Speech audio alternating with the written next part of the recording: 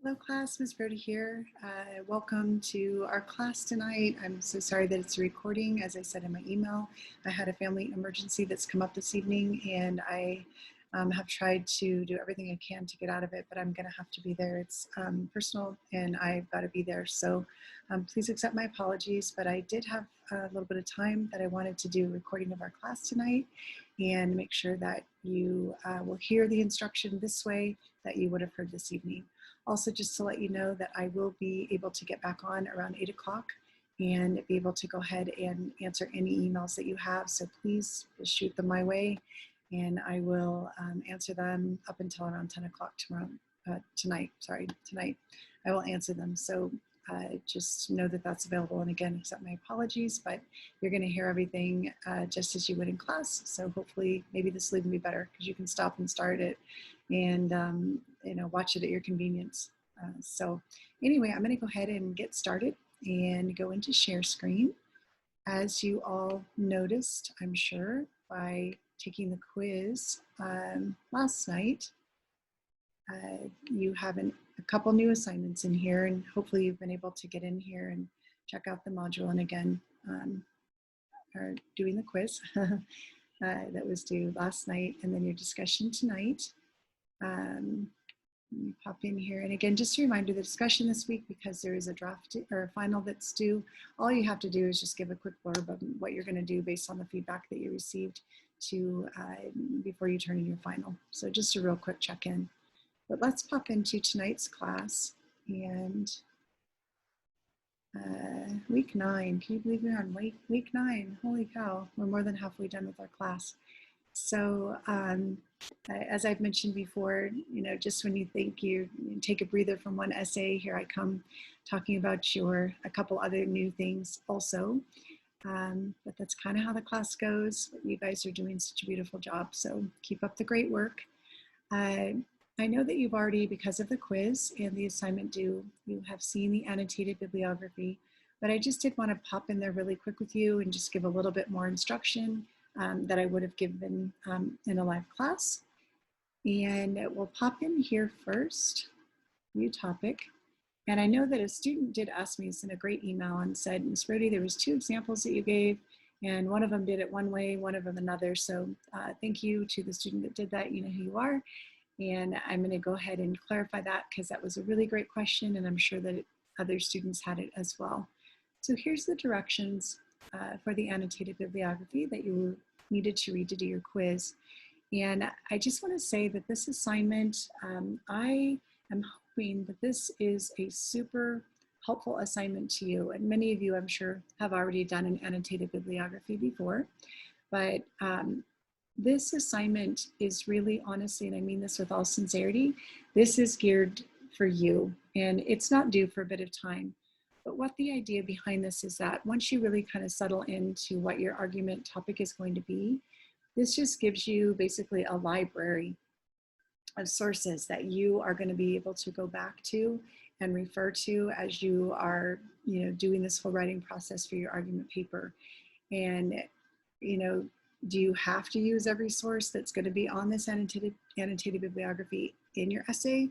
No, absolutely not.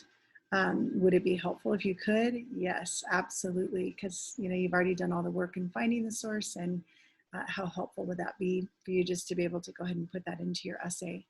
So, and even if, let's say, you pick a topic that you're doing your annotated bibliography on that you think you're going to use for your argument paper, and you decide halfway through, this topic isn't working out for me, and you've completed this annotated bibliography based on that, is that okay?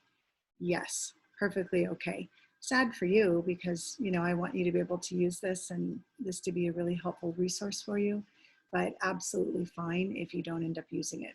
So just know, but these are super, super helpful, as I said. The questions, the annotation is just simply a paragraph, as you saw on the student examples, that just gives you some information on this source so that, you may tuck this source away, but then looking back through when you're really ready to start diving in and writing, you can look at that summary and go, oh, that's right, this source was really helpful. This is something that I really want to use, and this is going to work great for this key point. So it really sets you up nicely for having done a bunch of the legwork for the essay. As I'm sure you guys all realize now, is that it's the pre-write really that's the hardest part of an essay. That's where all the work is. And so this is just getting you started. This is getting you rolling for, for being able to dive in and type your essay. So you do have to have, just to go over it again, you do have to have 10. That's for full credit if you want it. Each one is worth 10. So anytime you don't do one, let's say you do 9, then your grading starts at a 90. So just make sure that you do try to get the full 10. And these bullet points right here are the types of questions and information that you want to put into the annotation, into that summary. Can you put more information? Absolutely.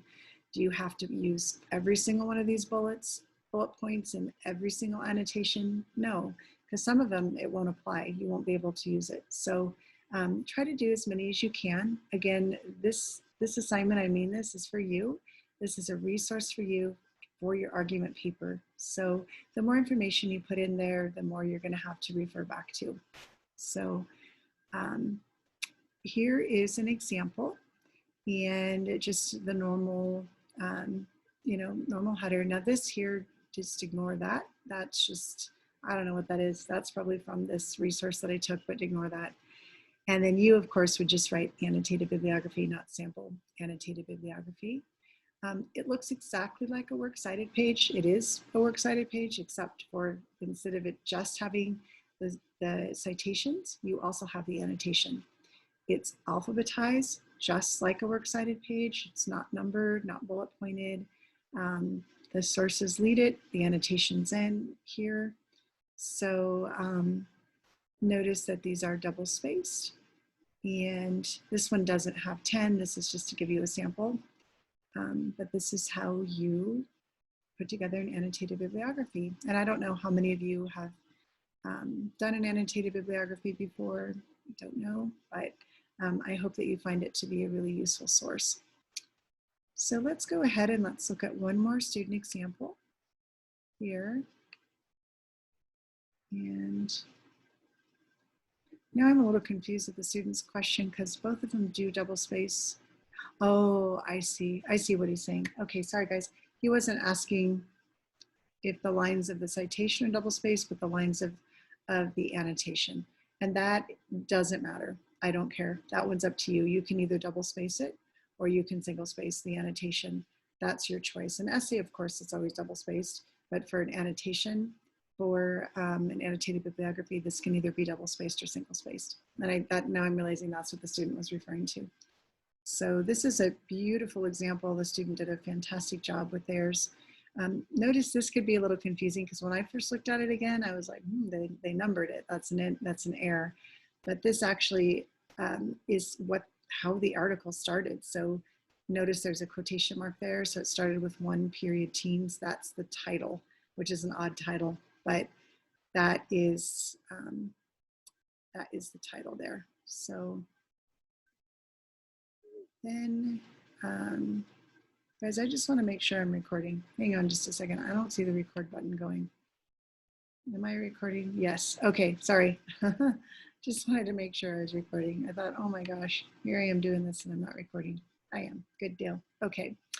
So anyway, set up just like your paper, MLA header, last name running with a page number, and then your annotation. This one is a beautiful example of how it's supposed to be. Looking at the annotations, this was just a beautiful job. So this is a great example for you to refer to. Okay, and hopefully you did read the information and were able to do the quiz based on that. The rubric is here as well for you to refer to. So I won't open it right now, but please feel free to do so. You can see kind of how I'm grading that in addition to having the 10. And so going back to our module for week 9. Okay, so this here, I'm going to skip the topic assignment because I'm going to go into another thing first to show you. So if you guys look all the way down at the bottom here, well, I think it might say it in the to-do list, but if you look all the way down at the bottom here, These are just some ways that you can do some research. These are super helpful tutorials that I highly recommend you looking at. Not required, but I do recommend it. This here is just a list of like 200 argument topic ideas. And as you are selecting your argument topics, you really want to think of something, is this an argument, right? And the way you can kind of test that to yourself is say, is there counter argument? Because you can't have an argument, there's no such thing as an argument without counter argument.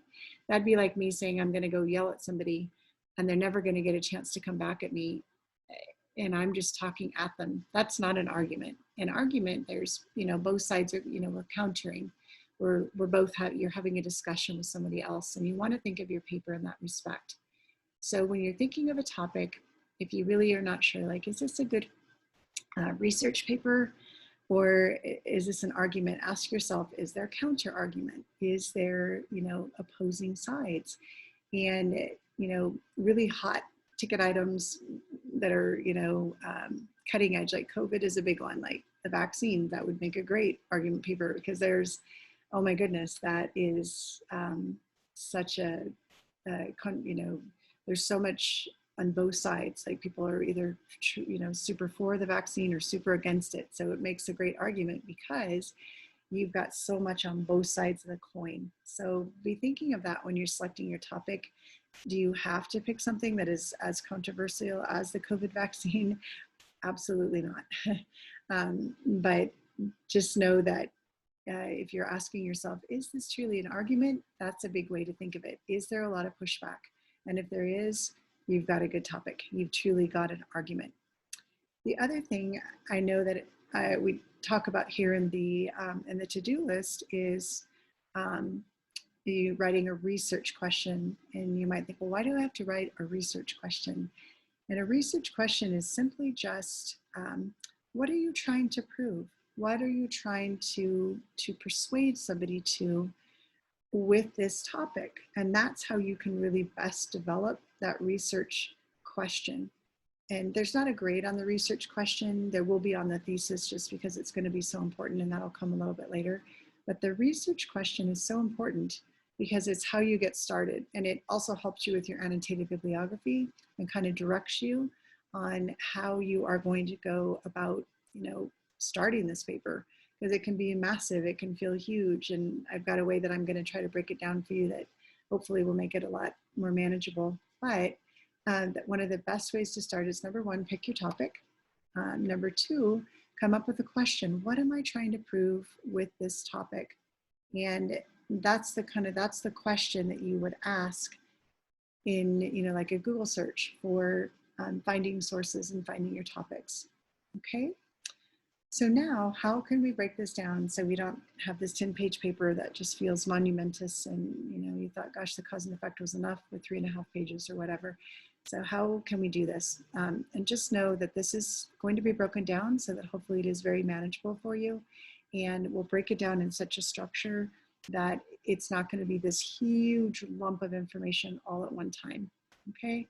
So let's go ahead and I'm going to view this. Some of you might have already viewed this, but if not, I want to go through it with you anyways.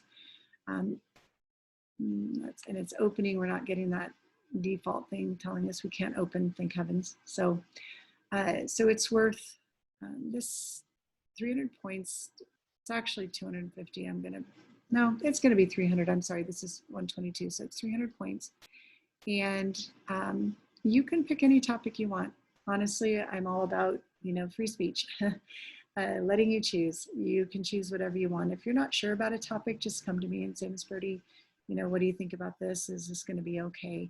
I've literally had every topic you can possibly think of under the sun. But last semester, I got some that I'd never had before, which is pretty cool. So I will be sharing with you, like we've done with every other essay, I will be sharing with you guys some student essay examples, quite a few of them that are going to help you. But I've had, oh my goodness, I've had so many different topics. It's really fun though. It's really exciting. And the really cool thing is that we're going to be doing some debating with your topics. And the point of it isn't to like get in arguments with each other. That's not the point of it. The point of it is so that you have a bunch of great minds, all of your great minds on the call, helping each other out. So for instance, playing devil's advocate, helping students get counter argument, because sometimes that's the hardest thing is to get, you have to have three solid counter arguments. And sometimes that can be the hardest part to your topic is how do I go about getting this counter? And when you put everybody's minds together to really talk about topics together, each of your individual topics, A, it's fun. B, it is just really helps all of you so much. I can't even stress how much it will help you. So again, any topic, now this is from the English department, this particular paper, and it's saying that some topics are banned. That's not true. But if you do have any questions on a topic and you're not sure, if it's gonna make a good one, just come and let me know. Or if it's something I would accept you to do, just email me. We'll talk about it. I don't think I've ever turned somebody down on a topic. So the requirements for this paper, this is important for you to know. It must be 10 pages, no more than 10 and a half, no less than 9 and a half without deduction. I actually won't take your paper if it's over 10 and a half pages just of text because I can't get through them. Reading them, it's too long. So it's kind of selfish on my behalf.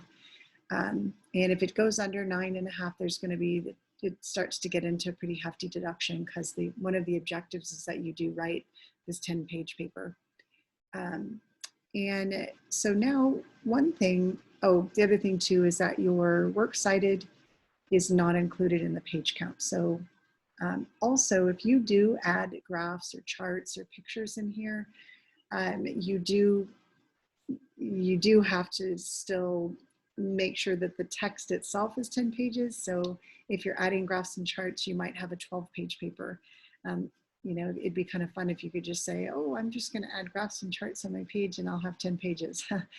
You guys wouldn't do that. I'm being silly, but you can't. So if you do have a graph, let's say that's like a half page, then you just make up that other half page of text and to make sure that the text itself is 10 pages. And then we'll go over how do we add those? Do we have to add them? Absolutely not. Can you add them? Sure. Challenge yourself. They're always nice to add, but they're certainly not required. So this is just like a little quick snapshot right here of some important dates. So this research paper topic presentation, this will be next week's class that we will talk about. I'm hoping that we can get through them in our class if we start right away and everybody kind of runs through. This is like a preliminary debate on your topic. It's due the 27th. I will show you what that topic presentation is. It's actually your assignment for the week. That it's not due though until Wednesday. It's not due till class. So, and I need to make sure that I put the correct date in there. I want to make sure that I put it on Wednesday, not Tuesday. Yeah, okay, 27th, so Wednesday. It's due our next class together. Annotated bibliography is not due till November 7th, so you've got some time to work on that. We will have a lot of like draft workshop times whenever we have these drafts. Those will be the week of the 13th and 14th. The final paper is not due till the 8th of December, which is our last class. So you have clear up to the last class to get this done. There is a visual presentation that you will do that's pretty, it's pretty minimal. I'll show you how to do it. It's basically an outline of your argument paper put into like a PowerPoint. And that will also be due on that last day, but I like to keep it separate from the argument paper. And guys, I thought that my battery would last the whole class, but it's not going to, so I gotta plug in, sorry. I'm gonna lose some light here. That's it's going to be a little darker.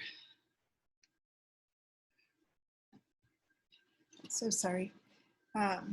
Anyway, I hope it's not going to be too dark now for the film.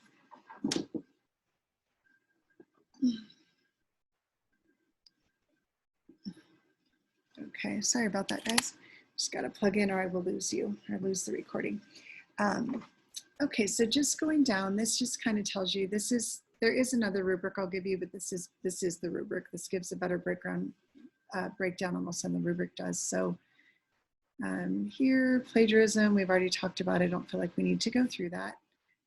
So this particular assignment is the one that's going to be due on Wednesday.